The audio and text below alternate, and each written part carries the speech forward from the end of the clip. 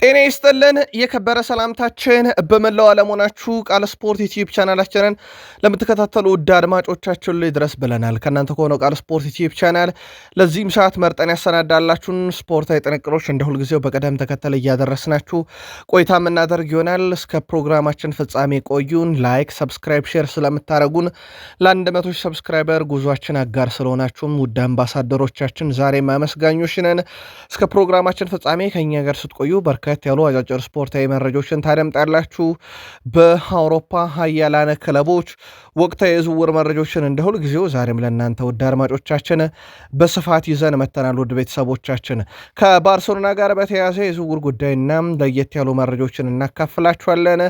በሪያል ማድሪድን በኩል ኮንትራት ከማራዘም ከክለቡ የሚለቁና በክለቡ የሚቆዩ ተጫዋቾችን ጨምሮ በአውሮፓ ዙሪያ በርከት ያሉ የዝውውር መረጃዎችን ይዘናል።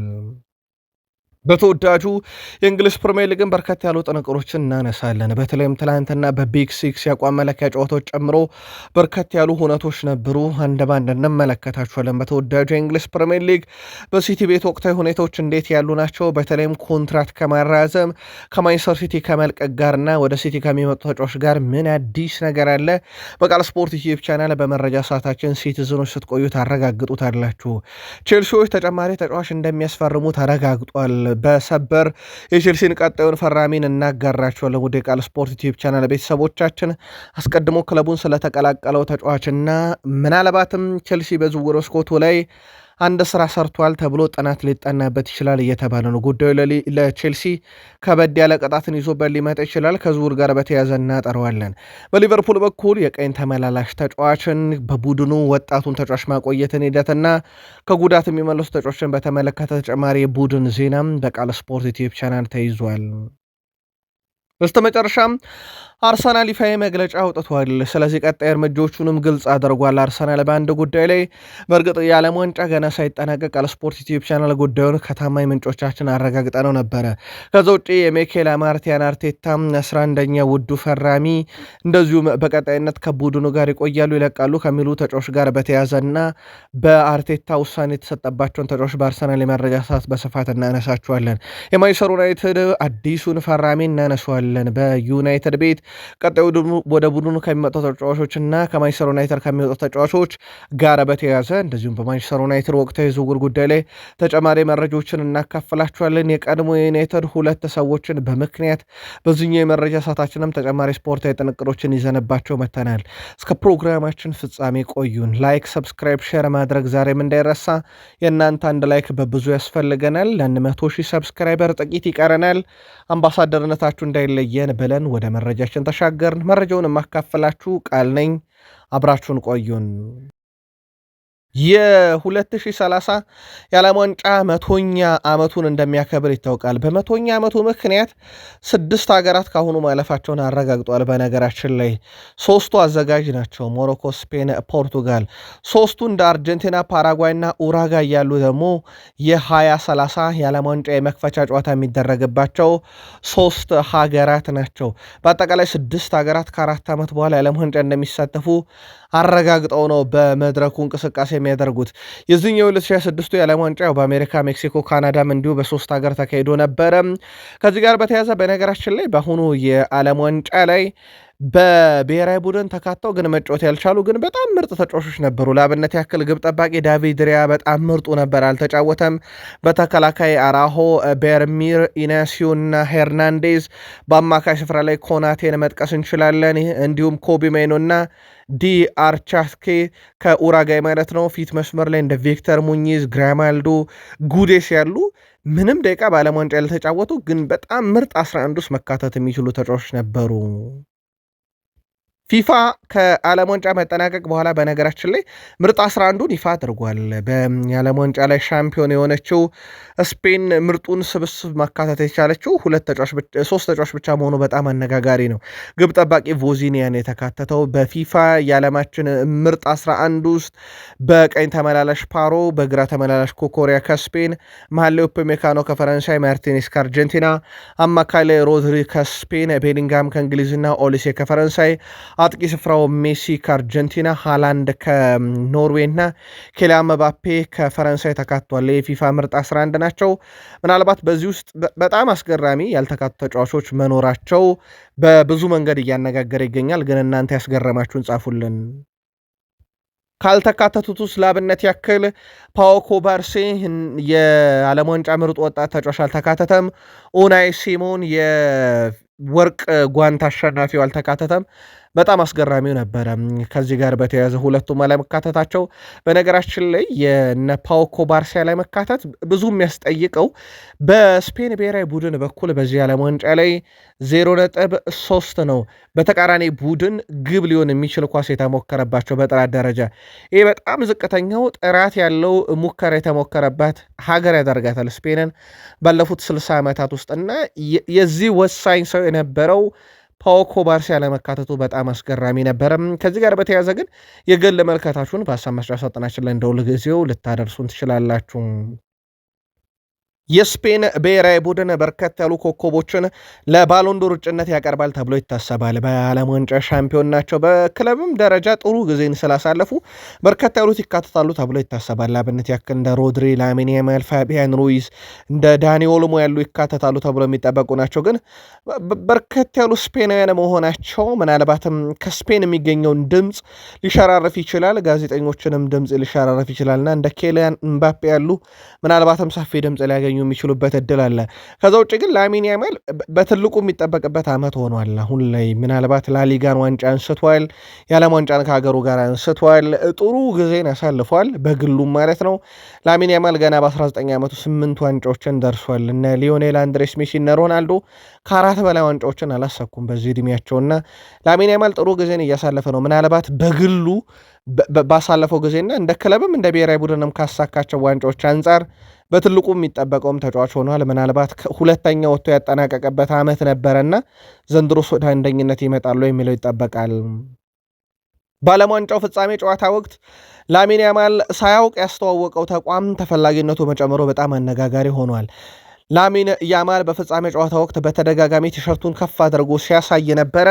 በወቅቱ ላሚን ያማል የለበሰው የውስጥ ልብስ አርማ ታዲያ አሁን ላይ በዓለም ደረጃ ከፍተኛ የማስታወቂያ ገቢን አግኝቷል። የያማል ድርጊት የጀርመኑን ተቋም በነፃ ከፍተኛ የሆነ ተቀባይነት እንዲያገኝ አድርጎታል። ከፍጻሜ በኋላ የተቋሙ ምርት ሙሉ ለሙሉ ተሽጦ መጠናቀቁም ይፋ ተደርጓል። ያ የሆነው ግን ላሚን ያማል ሳይከፈለው በሰራው ማስታወቂያ መሆኑ በጣም አነጋጋሪ ሆኗል። ያው ጉዳዩ እንግዲህ ለፍርድ ቤት የሚያበቃ ወይም ላሚን ያማል ማስታወቂያ ይከፈለኝ የሚል አይደለም። ላሚን ያማል ሆን ብሎ ያደረገው ነገር አይደለም። ፊቱን ለመጥረግ በሚያደርገው ጥረት ነው ከውስጥ የለበሰው ልብስ የታተመበት አርማ መታየቱን ተከትሎ እንዲህ አይነት ነገር የተፈጠረው። ባርሴሎና ቤት ደረስን። ውድ ቤተሰቦቻችን የላሊጋው ፕሬዚዳንት ዣቪየር ቴቫስ ባርሴሎና ወጪና ገቢውን አስተካክሏል፣ በፋይናንሻል ፌር ፕሌይ ህግ ውስጥ ነው ያለው ብለዋል። ከዚህ ጋር በተያያዘ እሳቸው ይህን ማረጋገጣቸውን ተከትሎ ወደ ቃል ስፖርት ዩቲዩብ ቻናል ቤተሰቦቻችን ባርሴሎና ተጫዋቾችን ማስፈረም ብቻ አይደለም ማስመዝገብ ይችላል ማለት ነው። ይሄ ጥሩ የሚባለው ዜና ነው። በጣም ተቸግረው የነበረው ባርሴሎናዎች ተጫዋች ማስመዝገብ እንደነበረ የሚዘነጋ አይደለም። ባለፉት ጥቂት ዓመታት ውስጥ ሃቪየር ቴባዝ ያንን አረጋግጠውላቸዋል። ስለዚህ በዛሬው ዕለት እንግዲህ ይፋ የሚደረገው የካሬም አዴሚ ዝውውርም እንዲሁ ይመዘገባል ተብሏል። ባርሴሎና ካሬም አዴሚን ከቦሩሲያ ዶርትመንድ ነው ያስፈረሙት። በጣም ድንቁ ፈራሚ ይሆናል ተብሎ ይጠበቃል። ምንም ጥያቄ የለውም። በነገራችን ላይ ጆርጌ ሜንዴስን ገና የዝውውር መስኮቱ ከመከፈቱ ጀምሮ ባርሴሎናን መቀላቀል የሚችልበት እድል ካለ እንዲያመቻችለት ሲጠይቀው ነበረ። በስተመጨረሻም ተሳክቶላት የባርሴሎና ንብረት ይሆናል። በሌላ በኩል ታሪክ የቀድሞ የባርሴሎና የመሃል ሜዳ ስፍራ ተጫዋች ቡስኬት የአሰልጣኝነት ሕይወቱን በባርሴሎና መጀመር ይፈልጋል። የባርሴሎና ታዳጊ ቡድን ለማሰልጠን በንግግር ላይ መሆኑ ይፋ ተደርጓል። ቪኒሺየስ ጁኒየር በሪያል ማድሪድ ኮንትራቱን ያራዝም ዘንድ አሁንም እልባት አላገኘም። በሁለቱ አካላት መካከል የሚደረገው ድርድር ቀጥሏል። በርከት ያሉ የስፔን መገናኛ ብዙሃን ይህን መረጃ ለእናንተ ውድ አድማጮቻችን በቃል ስፖርት ዩቲዩብ ቻናል አዘጋጅተን እስካቀረብንላችሁ ሰዓት ድረስ ድርድሩ በገንዘብ ምክንያት አሁንም ክፍተት እንደተፈጠረ ተነግሯል። የቪኒሺየስ ጁኒየር ካምፕ ያቀረበው ገንዘብና ፍሎሬንቲኖ ፔሬዝ ያቀረቡት ገንዘብ መካከል ያለውን ልዩነት ለማጥበብ የሚደረገው ጥረት አሁንም እንደቀጠለ ነው። ከዚህ ጋር በተያያዘ ግን አብረው የመቀጠል ፍላጎታቸው ምናልባትም በስተመጨረሻ አንዱን አካል እጅ እንዲሰጥ ሊያደርገው ይችላል። ወይ ሪያል ማድሪድ ገንዘቡን ይጨምራል፣ ወይ ቪኒሲየስ ጁኒየር ገንዘቡን ወደ ሪያል ማድሪድ ያቀርባል። ለመጨረሻ ጊዜ በወጡ መረጃዎች ቪኒሲየስ ጁኒየር በዓመት 30 ሚሊዮን ፓውንድ፣ ሪያል ማድሪድ ደግሞ 25 ሚሊዮን ፓውንድ ማቅረባቸው እየተነገረ እንደነበር ይታወቃል። በሪያል ማድሪድ በኩል እንደ ራውል አሴንሲዮ ያለ ተጫዋች ደግሞ በዚህ ክረምት ክለቡ ይለቃል ተብሎ ይጠበቃል። በተያዘው ዕቅድ መሰረትም ተጫዋቹ በጆዜ ሞሪኖ እንደተነገረው ገና ጁን ወር ላይ ይለቃል። በቋሚነት በውሰት የሚለው ምናልባትም እንደሚቀርቡ ፕሮፖዛሎች ይወሰናል፣ ወይም ለተጫዋቹ እንደሚቀርበው የዝውውር ሁኔታ ይወሰናል ተብሏል። እናም ተጫዋቹም መዳረሻውን ሲወስን እንደ ተጫዋቹ ፍላጎት ሊሆን ይችላል ተብሏል። ስለዚህ ራውል አሴንሲዮ ክለቡን ይለቃል። በሌላ በኩል ሪያል ማድሪድ የአማካኝ ስፍራ ተጫዋች አዲስ የሚያመጣ ከሆነ እንዲሁ በሪያል ማድሪድ የካማቪንጋም ስንብትውን ይሆናል ተብሎ ይጠበቃል። የአማካኝ ስፍራ ለማምጣት እንቅስቃሴዎች እንዳሉ ይታወቃል። ያ እንቅስቃሴ የሚሳካ ከሆነ ነው ካማቪንጋ የሚለቀው። የካማቪንጋ ዝውውር ሊሆን የሚችለው ምናልባት እንደ በርካታ የዜና ምንጮች ሮድሪን ከሲቲ እንደዚሁ የሚያስፈርሙት ከሆነ ብቻ ነው። የባሎንዶር አሸናፊው በበርካታ ክለቦች እየተፈለገ ነው። በተለይም በሳውዲ አረቢያ አልሂላል አሁን ላይ ሌላ ተጨማሪ ተጫዋች ለማምጣት በፍጥነት እንቅስቃሴዎችን እያደረገ ሲገኝ፣ ኦስማን ዴምቤሌ ደግሞ አንደኛው ነው ተብሏል። የመጀመሪያ ጥያቄ ለማቅረብ ተዘጋጅተዋል።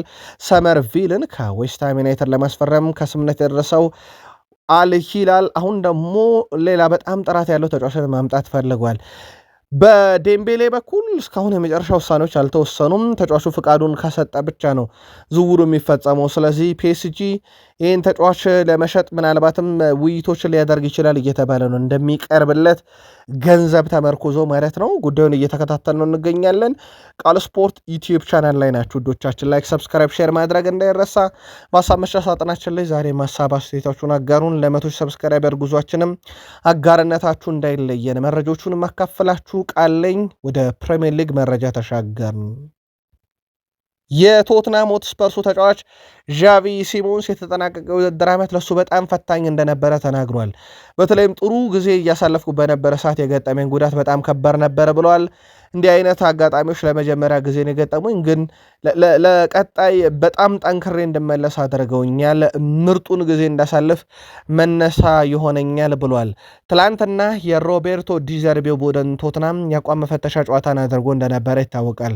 ቶትናም በነገራችን ላይ በዚህ አቋም መፈተሻ ጨዋታ ላይ 1-0 ድል አድርጓል። ሚኬ ዶንሰን የጨዋታውን ብቸኛ የማሸነፊያ ግብ ማቲያስ ፈርናንዴዝ ነበር ያስቆጠረው።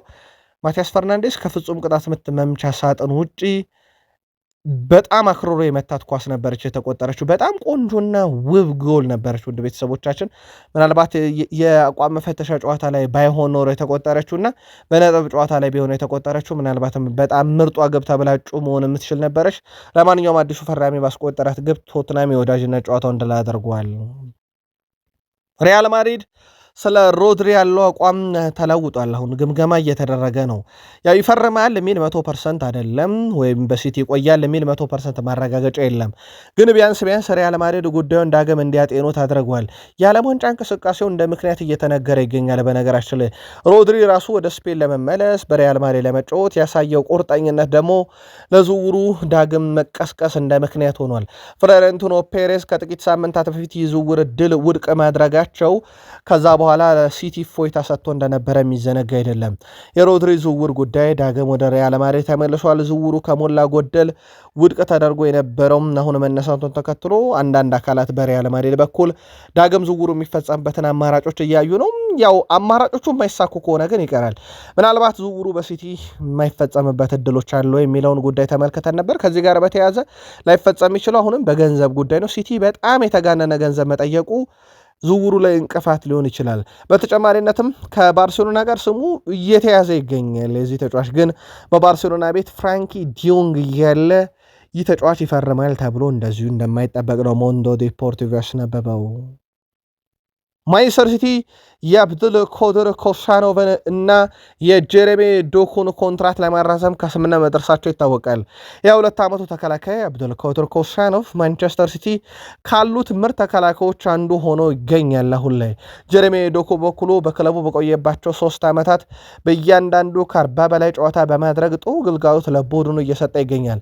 በተለይም የጋርዲዮላ ስንብት በኋላ በቡድኑ መሰረታዊ ለውጦች ሲደረጉ ግን የጋርዲዮላ ምርጦች አብረው እንዲቀጥሉ ማሬስካ ፈቅደዋል። አንዱ ጀሬሚ ዶኩ ነው።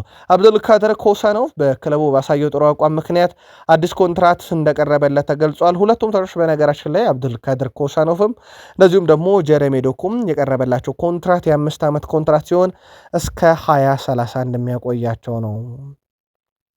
ፊል ፎደን እስከ 2030 በሲቲ ይቆያል። ትናንትና ኮንትራቱን አራዝሟል። በነገራችን ላይ በተወዳጁ የእንግሊዝ ፕሪሚየር ሊግ 10 ሲደመረ ጎሎችን ባለፉት 6 ሲዝን ያስቆጠሩ 3 ተጫዋቾች ብቻ ናቸው። ሳላ ከሊቨርፑል ጋር፣ ኦሌ ዋትኪንስ ከአስቶን ቪላ ጋር ካደረጉት በኋላ 10 ሲደመረ ጎሎችን ባለፉት 6 ዓመት በፕሪሚየር ሊግ ለአንድ ክለብ ማስቆጠር የቻለው ፊል ፎደን ነው።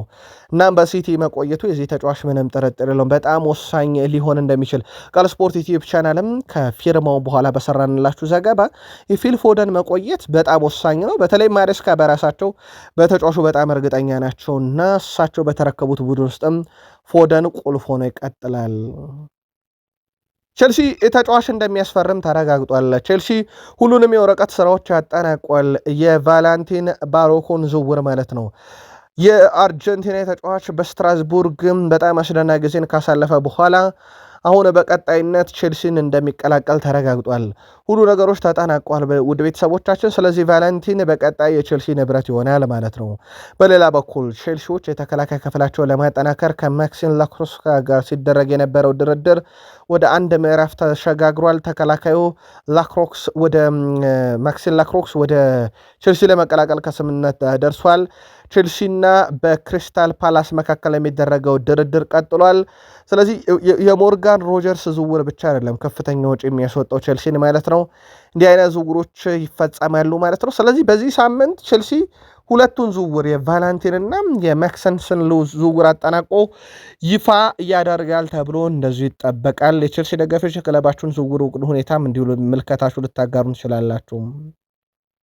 ሞርጋን ሮጀርስ እና ኮል ፓልመር በአንድ ቡድን አንድ አይነት የደስታ አገላለጽ እየተጠቀሙ ቀጣይ ዓመት ይጫወታሉ። ሞርጋን ሮጀርስ ሁለታችንም ግብ የማስቆጠር እድል አለን እና ሁለታችንም ያንን እናደርገዋለን ብሏል ከፓልመር ጋር። በነገራችን ላይ ስለ ኮል ፓልመር ሲናገር ፓልመር ብዙ የስልክ ተጠቃሚ አይደለም፣ ግን እኔ ወደ ክለቡ እንደመቀላቀል ከተረጋገጠ በኋላ ብዙ ጊዜ ጽፎልኛል። በአንድ የቡድን አጋር በእንዲህ አይነት ነገር ተቀባይነት ማግኘት ተነሳሽነትን ይጨምራል ብሏል ወደ ቼልሲ ባደረገው ዝውውር ላይ። በነገራችን ላይ ስለ ሞርጋን ሮጀርስ ጥቂት ነገር ለቼልሲ ደጋፊዎች እናጋራችሁ። በተጠናቀቀው የውድድር ዓመት 2025/26 የውድድር ዓመት ማለት ነው በፕሪሚየር ሊጉ ወደ ሶስተኛ የሜዳ ክፍል ይዟቸው ከገቡ ኳሶች ውስጥ እነኛን የግብ እድል የፈጠሩባቸው ወይም ሙከራ ያደረጉባቸው ተጫዋቾችን ካየን ሞርጋን ሮጀርስ አራተኛው ተጫዋች ሆኗል። ይዟቸው ወደ ተቃራኒ ሜዳ ከገባቸው 46 ኳሶች ውስጥ 30 ሙከራና ይዟቸው ከገባ ኳሶች ውስጥ 30 ሙከራና እንደዚሁም ደግሞ 16 የግብ ዕድሎችን በመፍጠር አራተኛው ተጫዋች ነው። በዶኩ በኮዲ ጋክፖ እና በቡካዮ ሳካ ብቻ ይበለጣል። በቼልሲ በኩል ምናልባት የአሌሃንድሮ ጋርናቾ ነገር ዋጋ እንዳያስከፍላቸው እየተሰጋ ይገኛል። አስቶን ቪላ አሌሃንድሮ ጋርናቾን ከቼልሲ በውሰቱን ለማስፈረም ከስምምነት ደርሰዋል። አስቶን ቪላ ተጫዋቹን የመግዛት ግዴታ ባካተተ የውሰቱን ያስፈረሙት። አሌሃንድሮ ጋርናቾ የሕክምና ምርመራውንም ለማድረግ ወደ በርሚንግሃም አቅንቷል። አሌሃንድሮ ጋርናቾ ቀጣይ ማረፊያው እንዲመቻች ከክለቡ የቀድሞ ውድድር ዝግጅት ጀምሮ እንዲቀላቀልም ተፈልጎ ነው ወደ አስቶን ቪላ በጊዜ እንዲያመራ የተደረገው። በአሌሃንድሮ ጋርናቾ በኩል የእግር ኳስ ውደቱ በጣም አስገራሚ ነው። አምና የዩናይትድ ንብረት ነበረ በዚህ ሰዓት። በነገራችን ላይ ግን በዩናይትድ አሰልጣኝ ሩበን አሞሪም ፈጽሞ ለዩናይትድ የማይሆን ተጫዋች ነው ብለው ከቡድኑ ቀንሰውት ከዛም በኋላ ለቼልሲ በ40 ሚሊዮን ፓውንድ እንዲፈርም ነበር የተደረገው። እንደውም አንዳንድ የዜና ምንጮች ዩናይትድ ጋርናቾን ሸጦ እንደዚሁም ማቲያስ ኩኛን ያመጣበት የዝውውር ሂደት በዩናይትድ ውስጥ ከተፈጸሙ ታሪካዊ ዝውውሮች ውስጥ አንዱ በሚል ሲያደንቁት ነበረ። ለማንኛውም ጋርናቾ ወደ አስቶን ቪላ በመግዛት ግዴታ ባለበት የውሰት ውል ተቀላቅሏል። አሁን ትልቁ ሁለቱንም ክለቦች አደጋ ውስጥ ይጥላል። በተለይም ቼልሲን የተባለው ከአስቶን ቪላ ጋር የተዋሉት ውል ነው። አስቶን ቪላ ጋርናቾን በቋሚነት ከማስፈረም ይልቅ የመግዛት ግዴታ ባካተተ ውሰት ውል ነው ያስፈረመው። ይህ የሆነው አስቶን ቪላና ቼልሲ የአውሮፓ እግር ኳስ ማህበርን ለማታለል ተመሳጥረው መሆኑ እየተገለጸ ነው። እንደ አውሮፓ እግር ኳስ ማህበር ሕግ መሰረት በ45 ቀኖች ሁለት ክለቦች ዝውውር ከፈጸሙ በዛ 45 ቀን ውስጥ የተፈጸመ ዝውውር የሂሳብ ማቀናነስ ይካሄድበታል። ያ ማለት አስቶን ቪላ 117 ሚሊዮን ፓውንድ አግኝቻለሁ ብሏል ከሞርጋን ሮጀርስ ዝውውር።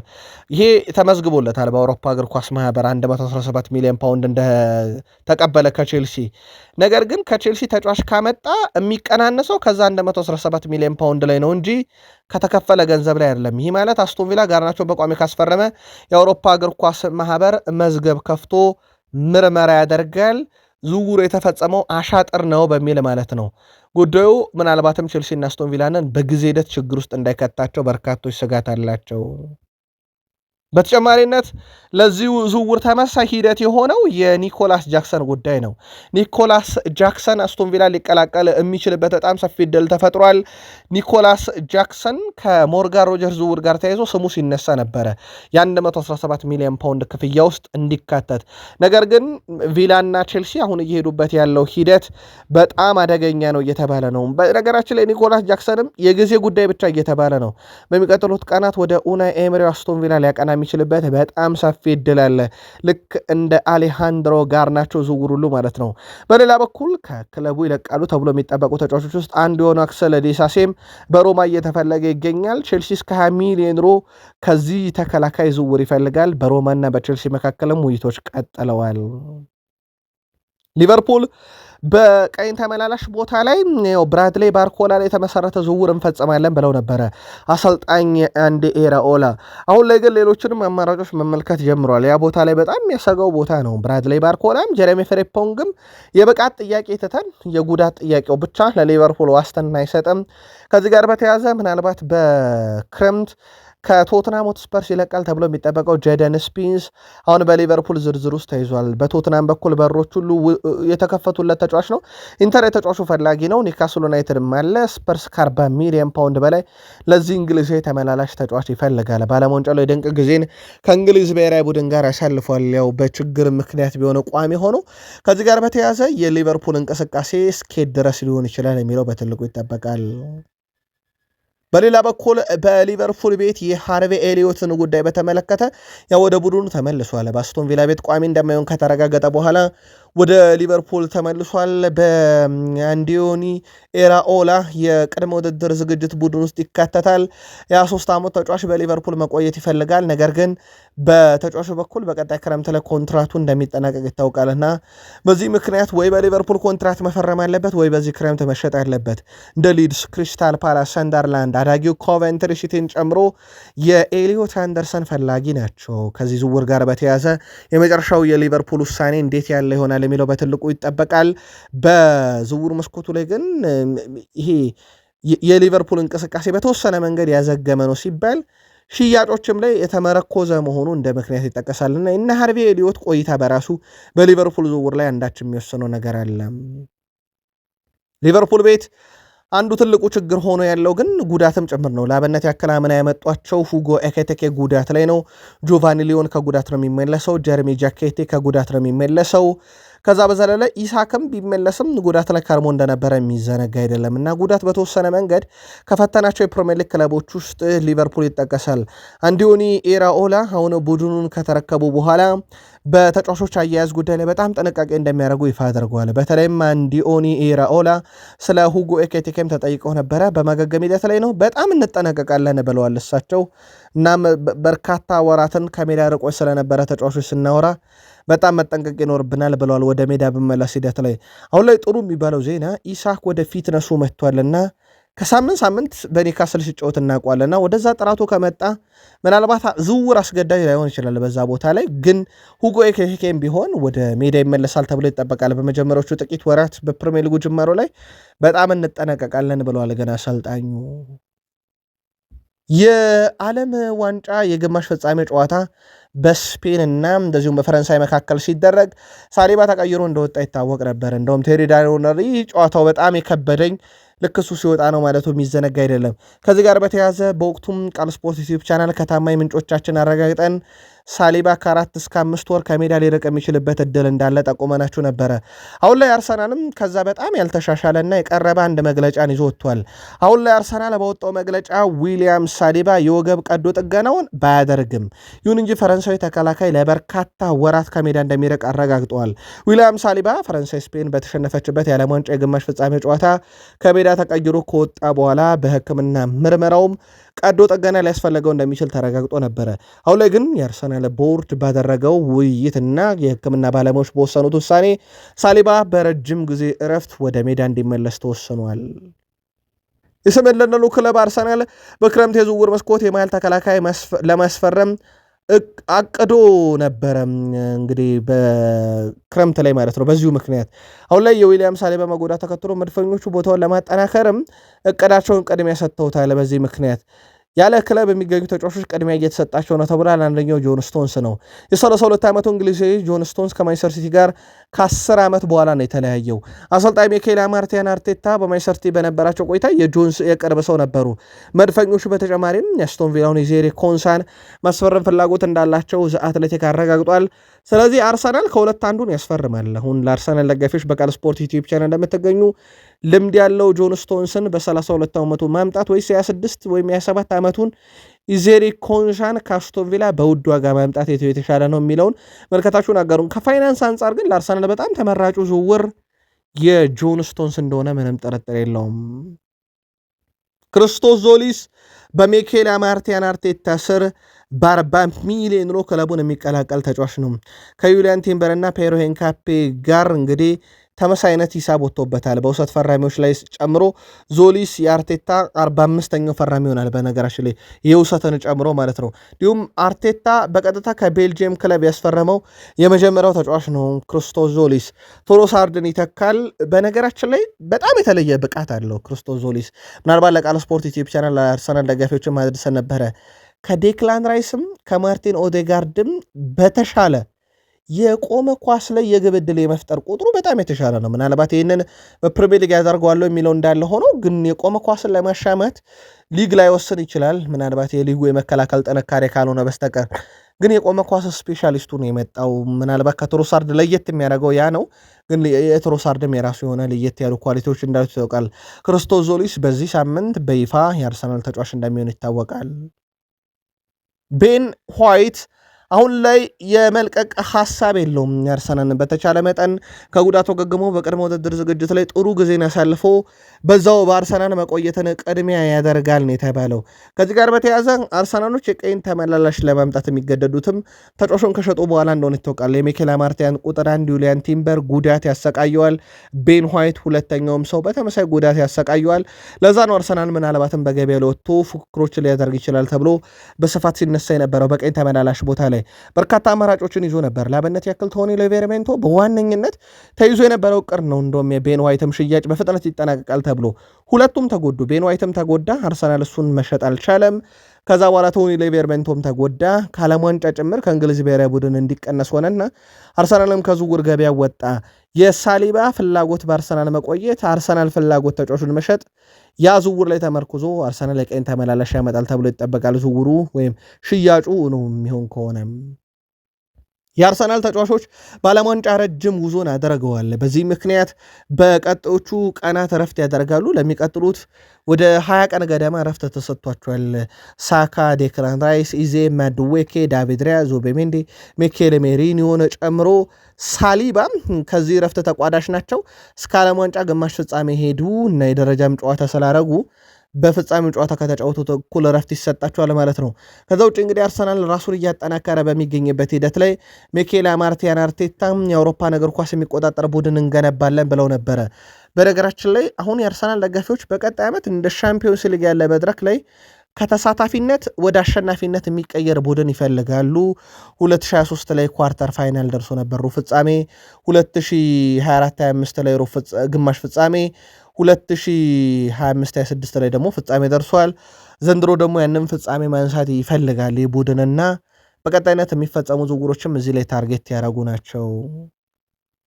የማንቸስተር ዩናይትዱ አዲሱ ተጫዋች ዩሪ ቲልማንስ በማንቸስተር ዩናይትድ የመጀመሪያውን ጨዋታ እስካደርግ በጣም እየጠበኩ እገኛለሁ ብሏል።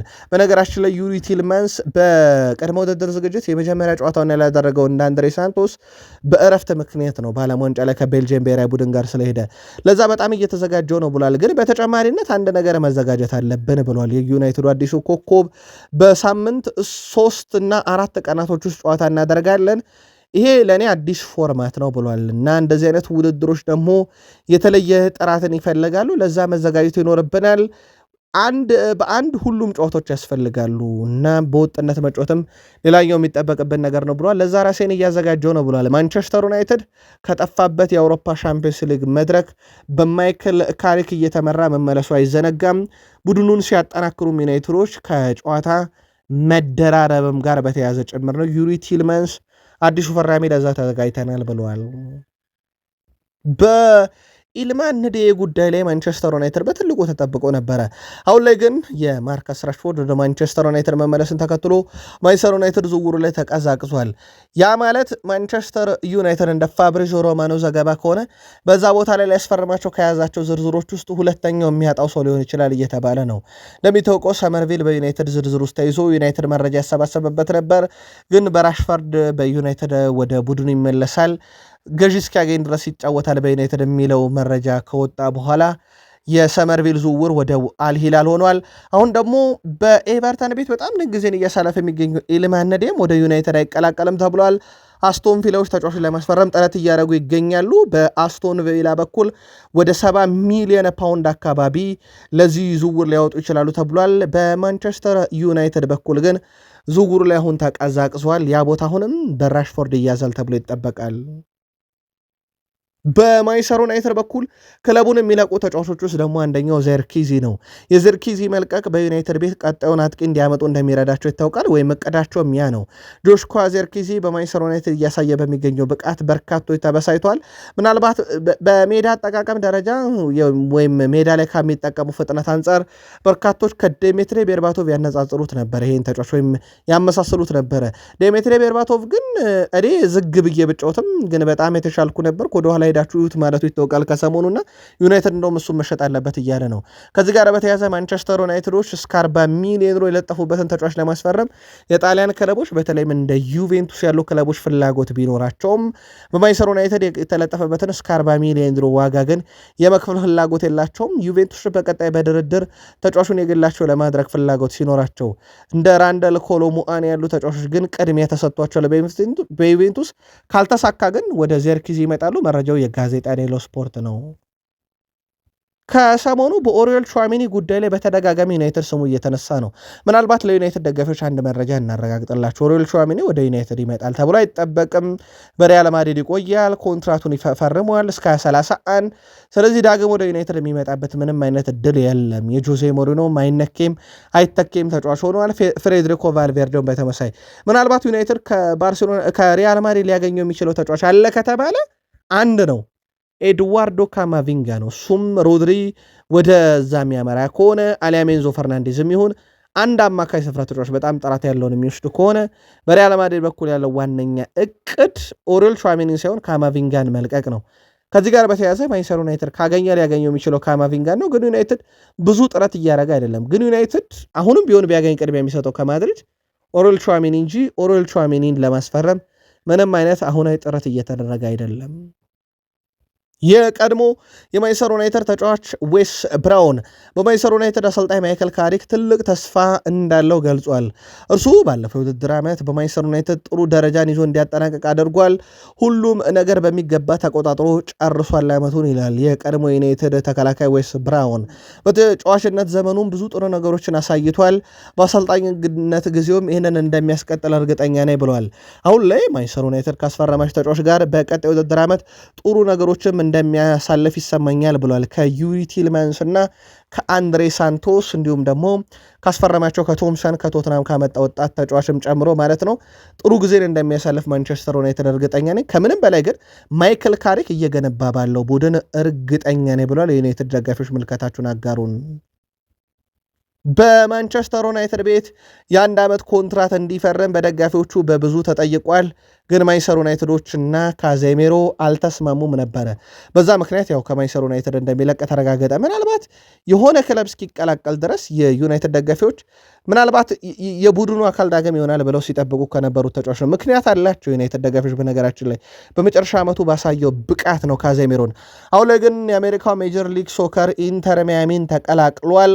ከማንቸስተር ዩናይትድ ጋር የተለያየው ካዜሜሮ በነፃ ኢንተር ሚያሚን ተቀላቅሏል። የ5 ቁጥር መለያንም ተረክቧል። ስለዚህ የቡስኬት አልጋ ወራሽ ይሆናል ማለት ነው።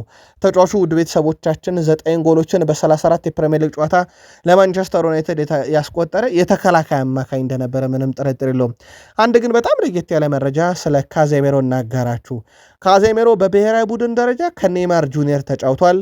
በክለብ ደረጃ በሪያል ማድሪድና በማንቸስተር ዩናይትድ ከክርስቲያኖ ሮናልዶ ጋር፣ አሁን ደግሞ በኢንተር ሚያሚ ከሜሲ ጋር ይጫወታልና ካዜሜሮ ከዓለም ኮከቦቹ ሜሲም ሮናልዶም ጋር እንግዲህ ተጫውቷል፣ ይጫወታል።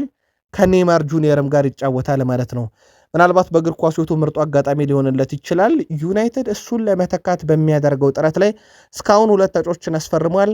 ቀጣይ 1 ሶስተኛ አማካይ ለማምጣት ጥረት እያደረገ እንደሆነ ይታወቃል። አብዛኛው ከመጋረጃ ጀርባ ስለሆነ ጥንቅቅ አድርጎ ሄደው ተጫዋች የሚለውን ለመተንበይ በጣም ያስቸግራል። ለማንኛውም ቃል ስፖርት ዩቲዩብ ቻናል ከታማኝ የዜና ምንጮቻችን ስናረጋግጠው እንደምናመጣው ይታወቃል። ቃል ስፖርት ዩቲዩብ ቻናል 100 ሰብስክራይበር ጥቂት የሚቀረን ለእናንተ ውድ አድማጮቻችን መረጃዎችን ስናደርስ የእናንተ ላይክ የሚያስፈልገን ውድ ቤተሰቦቻችን ዛሬም ላይክ አድርጉን፣ አበረታቱን። በሀሳብ መስጫ ሳጥናችን ላይም ሀሳብ አስተያየታችሁን እንደ ሁልጊዜው አጋሩን። በቃል ስፖርት ዩቲዩብ ቻናል ከጥቂት ደቂቃዎች በኋላ ተጨማሪ መረጃዎችን በአውሮፓ የዝውውር መስኮት ላይ በተለይም በስፋት ይዘን የምንመለስ ይሆናል። ሰናይ ቀን ይሁንላችሁ ውድ ቤተሰቦቻችን።